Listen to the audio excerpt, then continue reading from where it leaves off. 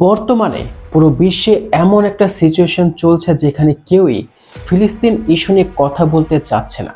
তবে সবথেকে বেশি আশ্চর্যের বিষয় হচ্ছে এইটা যে আরবরা, যাদের কাছে অর্থ সম্পদের কোনোই অভাব নেই, তারাও এই বিষয়ে সম্পূর্ণ নিশ্চুপ। ফলে আজকে আমরা এই ভিডিওর মাধ্যমে জানবো যে কিভাবে আরবরা পশ্চিমাদের গোলাম হলো। আসলে আজ থেকে প্রায় 100 বছর আগে নিজের শেষ নিঃশ্বাস নিচ্ছিল অটোমান এম্পায়ার, এবং ওই সময় ব্রিটিশ, ফ্রান্স সহ আরো সকল পশ্চিমা দেশগুলো এই অটোমান এম্পায়ারকে চারদিক দিয়ে ঘেরাও করে ফেলে। কিন্তু পশ্চিমারা এটাও ভালো করে জানতো যে যতক্ষণ পর্যন্ত না অটোমান এম্পায়ারের ভিতর থেকে কেউ আওয়াজ তোলে অথবা ষড়যন্ত্র করে, ততক্ষণ পর্যন্ত অটোমান এম্পায়ারকে শেষ করা বা হারানো তাদের পক্ষে সম্ভব হবে না। ফলে তারা সর্বপ্রথম টার্গেট করে অটোমান এম্পায়ারের সব থেকে বড় মাইনরিটি অর্থাৎ আরবদেরকে। গত প্রায় 400 বছর ধরে অটোমান এম্পায়ার আরবদের উপর রাজত্ব করছিল, কিন্তু তবুও আরবরা কখনো অটোমান এম্পায়ারের বিরুদ্ধে কোনো যুদ্ধ অথবা ষড়যন্ত্রের ঘোষণা করেনি। যার কারণ হচ্ছে অটোমান এম্পায়ার কখনো নিজেকে একটা টার্কিশ রাজ্য মনে করত না, তারা সবসময় নিজেকে একটা মুসলিম রাষ্ট্র মনে করত। কিন্তু সেই সময় অটোমান এম্পায়ার অনেক দুর্বল ছিল এবং সেই সময়কার সর্বশেষ শক্তিশালী রাজা সুলতান আব্দুল হামিদ নিজের সর্বোত্তম চেষ্টা করে এই অটোমান এম্পায়ারকে বাঁচানোর। কিন্তু তখন অটোমান এম্পায়ার ফাইন্যান্সিয়ালি অনেক দুর্বল ছিল এবং সেই সুযোগে সুলতান আব্দুল হামিদের বিরুদ্ধে একটা বিপক্ষ দল, যার নাম হচ্ছে ইয়াং টার্ড, দ্রুত গতিতে এগোতে থাকে এবং একটা পর্যায়ে এই ইয়াং টার্ডের ক্ষমতা এতটাই বেড়ে যায় যে তারা তাদের সুলতান আব্দুল হামিদকে ক্ষমতাচ্যুত করে এবং নতুন লিডার হিসেবে ঘোষণা করে তারই ভাইকে, অর্থাৎ আব্দুল হামিদের ভাইকে, যে কিনা শুধুমাত্র নামেরই রাজা ছিল। আসলে তার হাতে কোনো ক্ষমতা ছিল না, সকল ক্ষমতা ছিল সেই ইয়াং টার্ডের হাতে, যারা কিনা সম্পূর্ণ অ্যান্টি ইসলামিক একটা দল ছিল। আসলে এই দলটা বিশ্বাস করত অটোমান এম্পায়ারের দুর্বল হওয়ার পিছনে মেন কারণ হচ্ছে ইসলাম এবং বাকি সকল আরবরা। ফলে এই দলটি অটোমান এম্পায়ারের ভিতর লিডার অথবা রাজা অথবা খলিফা থাকা সত্ত্বেও আরবি শিক্ষাকে সম্পূর্ণভাবে ব্যান অথবা নিষিদ্ধ করে দেয়। ফলে কিছু সময় পর আরব এবং অটোমান এম্পায়ারের মধ্যে পরিস্থিতি খারাপ হতে শুরু করে। আর ঠিক এই সুযোগেই ইংরেজরা পৌঁছে যায় আরবদের কাছে। সেখানে গিয়ে ইংরেজরা আরবদেরকে বলে যে তোমরা কেন এই অটোমান এম্পায়ার অথবা তুরস্কের গোলামি করছো?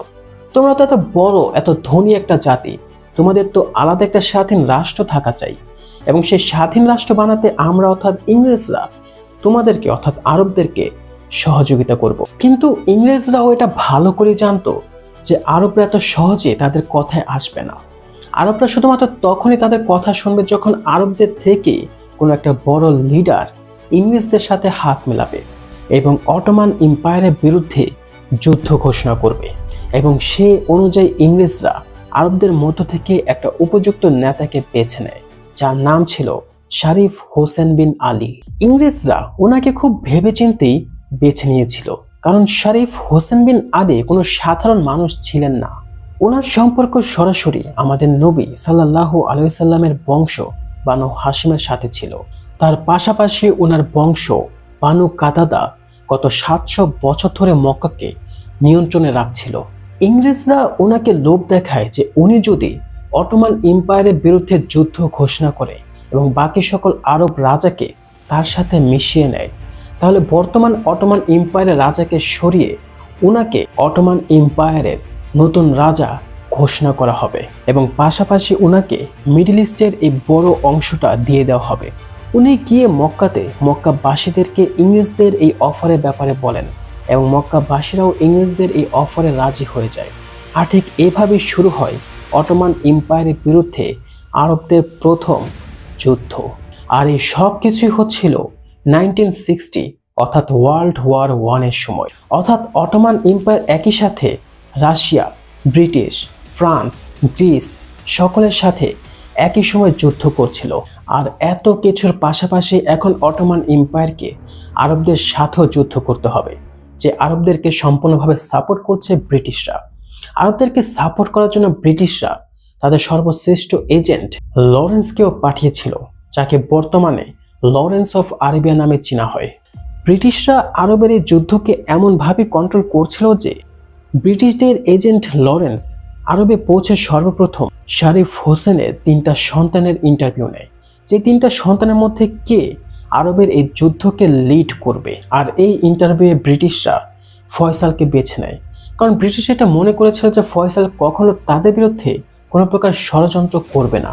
আর ঠিক এইভাবে ফয়সাল ব্রিটিশদের সহযোগিতায় অটোমান এম্পায়ারের সম্পূর্ণ জায়গাকে দখল করে নেয়।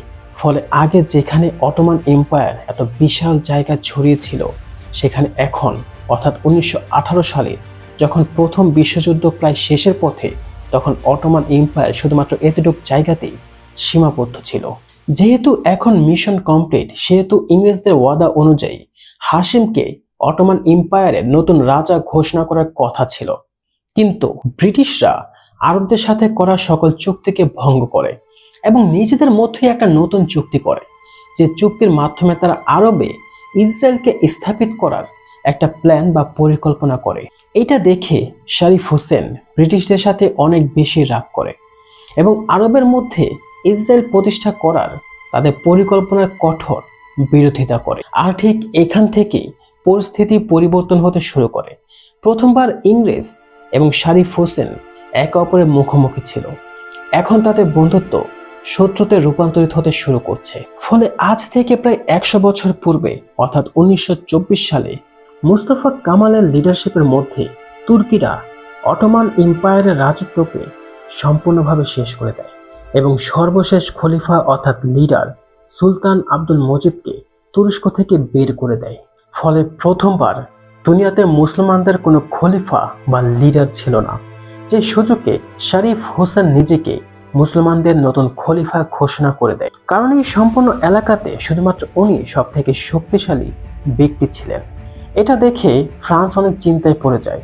ফলে ফ্রান্স ব্রিটিশকে বলে যে তুমি এমন এক ব্যক্তিকে বেছে নিয়েছ যার সম্পর্ক সরাসরি নবীর বংশের সাথে, যে মক্কাতে বসবাস করে এবং যে বর্তমানে নিজেকে খলিফাও ঘোষণা করে দিয়েছে, এবং এখনই তার ভেতর এত বেশি কনফিডেন্স এসে পড়েছে যে সে ধীরে ধীরে আমাদের নিয়ন্ত্রণের বাইরে চলে যাচ্ছে।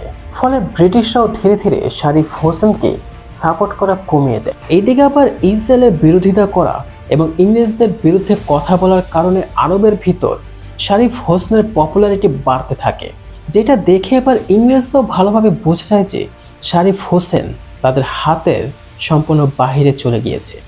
ফলে এখন সময় এসে গিয়েছে শরীফ হোসেনকে রাস্তা থেকে সরানোর।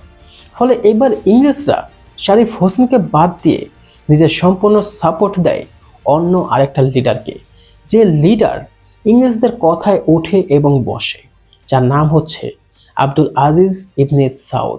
আর ঠিক যেভাবে শরীফ হোসেন ইংরেজদের সহযোগিতায় অটোমান এম্পায়ারকে সম্পূর্ণভাবে ধ্বংস করে দিয়েছিল, ঠিক একইভাবে এই নতুন লিডার ইংরেজদের সহযোগিতায় শরীফ হোসেন এবং তার রাজত্বকে সম্পূর্ণভাবে ধ্বংস করে দেয়। যুদ্ধে হারার পর ইংরেজরা শরীফ হোসেনকে একটা জেলে নিয়ে বন্দি করে দেয়। আর ঠিক এইভাবেই ব্রিটিশরা মুসলিমদের রাজত্বকে শেষ করে এবং মুসলমানদের একটা ইউনিফাইড বড় রাষ্ট্রকে অনেকগুলো ছোট ছোট রাষ্ট্রে রূপান্তরিত করে দেয়, যাতে মুসলমানরা সবসময় একে অপরের পিছনে লেগে থাকে এবং কখনো যেন ইংরেজদের বিরুদ্ধে উঠে দাঁড়াতে না পারে। ইংরেজরা কিন্তু এই সেম টেকনিক ভারতও ব্যবহার করেছিল, যার মাধ্যমে তারা ভারতকে 2 ভাগে বিভক্ত করেছে। মিডল ইস্টের এই দেশগুলো রাজাও তাদেরকে বানানো হয়েছিল যারা ইংরেজদের কথায় ওঠে এবং বসে। ফলে বর্তমানে যদিও ইংরেজদের রাজত্ব নেই, কিন্তু মিডল ইস্টের এই গোলামি ট্রান্সফার হয়ে গিয়েছে ব্রিটিশ থেকে আমেরিকার দিকে। ফলে এখন আমেরিকা যাই বলে এই মিডল ইস্টের দেশগুলো তাই করে। ফলে এখন যারাই আমেরিকার বিরুদ্ধে যাওয়ার চেষ্টা করে, আমেরিকা তাদেরকে রাস্তা থেকে সরিয়ে দেয়। যেমন সৌদির কিং ফয়সাল, ইজিপ্টের মুরসি, লিবিয়ার গাদ্দাফি এবং ইরাকের সাদ্দাম হোসেন। এদের ব্যাপারে তো আমরা সকলেই জানি যে কিভাবে আমেরিকা এদেরকে নিজের রাস্তা থেকে সরিয়েছিল।